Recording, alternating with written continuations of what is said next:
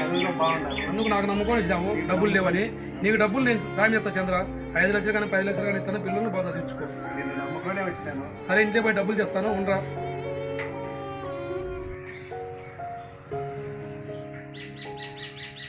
ఒక్క రూపాయి సర్ది వాళ్ళు లేకపోయారు.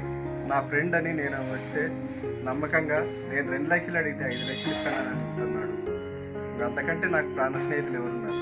నా బంధువులు కూడా నాకు లేదన్నారు. ఇంతకంటే నాకు ఇంకేముంది?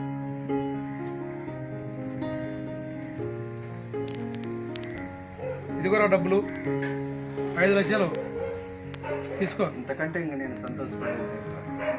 నేను ఎందరినో నా బంధువులను కూడా అడిగినాను, లేదన్నారు. ఈరోజు నువ్వు నాకు సాయం చేసినావు, నా పిల్లల భవిష్యత్తును నిలబెట్టినావు. నేను నీ జీవితంలో నీ కృతజ్ఞత నేను కూర్చో కూర్చో కూర్చో చంద్ర, కూర్చో. సరే లేదా పోయిస్తాను. కూర్చో చెప్తా.